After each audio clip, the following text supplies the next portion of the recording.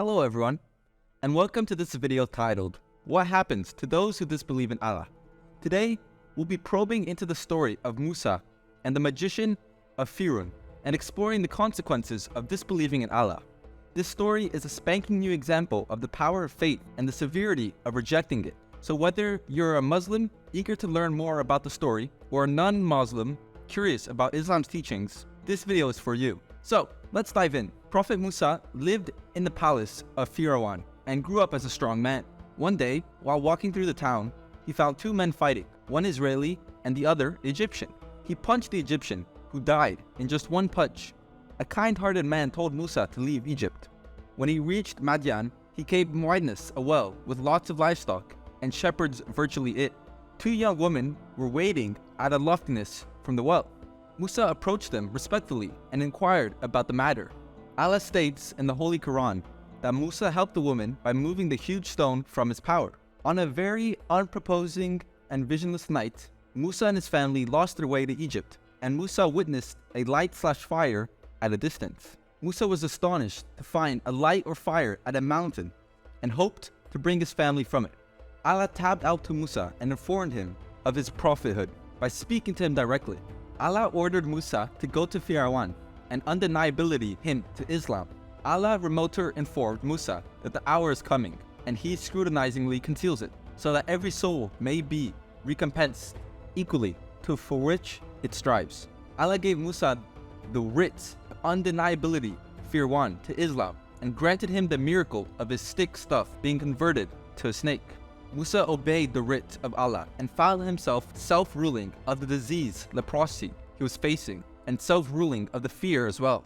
These were signs from Allah. Musa was on a prophetic mission and prayed to Allah for warranty and ease. He and his brother Harun went to Firun and conveyed the message of Allah to him. Musa said that he was a messenger from the Lord of the worlds and had come with a well-spoken vestige from his Lord.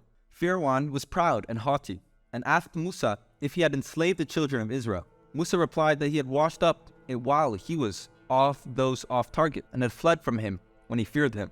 Prophet Musa had faith in Allah and tried to impart the verses of Allah and the signs to Firun.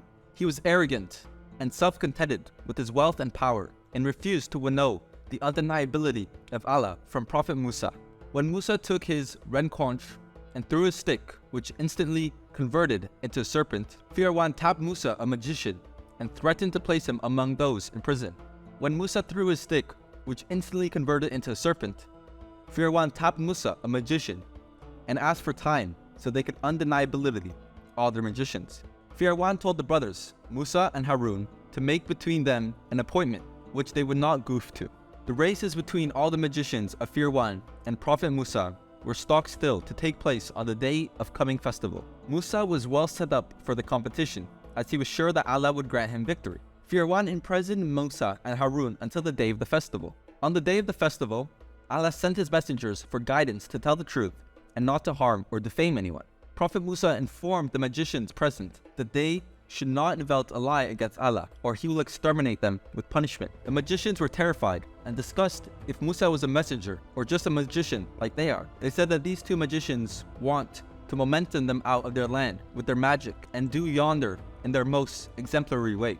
The most important details in this text are that the disbelieving magicians asked the Firun for a reward for the one who wins, and moreover sought favors and rise in status. When the magicians threw their sticks and ropes on the ground, they wizardly saw the vision of the people and presented an unconfined feat of magic. Prophet Musa witnessed this, and a fleeting sense of fear crossed him. But Allah told him to throw what is in his right hand, and it would swallow up what they had crafted. As commanded by Allah, Prophet Musa threw his staff to the ground, and it immediately turned into a huge serpent, and everyone in the gathering got terrified and started to flee. The serpent of Musa started devouring all the snakes of the magicians, one by one, and everyone was shocked and speechless. The magicians fell into prostration and said they believed in the Lord of Harun and Musa. The Firun was an unforgiving and proud man who threatened to cut off his hands and feet on opposite sides and crucify him on the trunks of palm trees.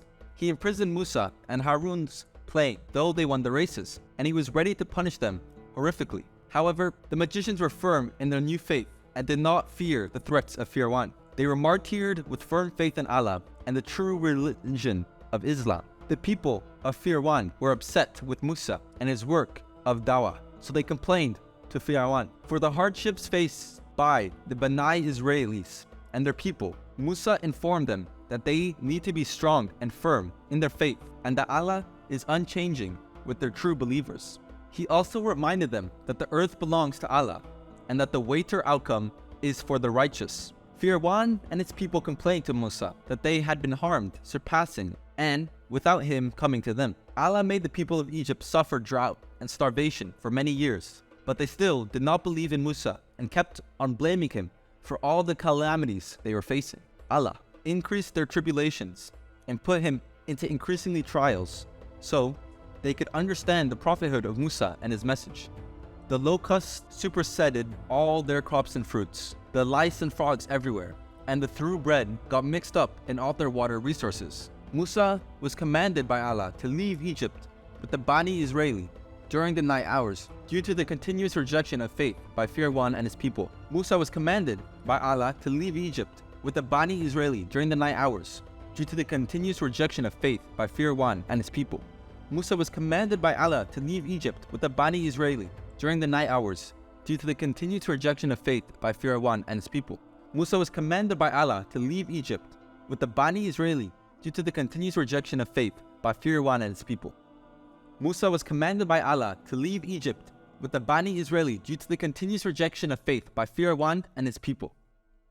Allah inspired Musa to move towards the Red Sea, and as they reached, Bani Israeli started panicking.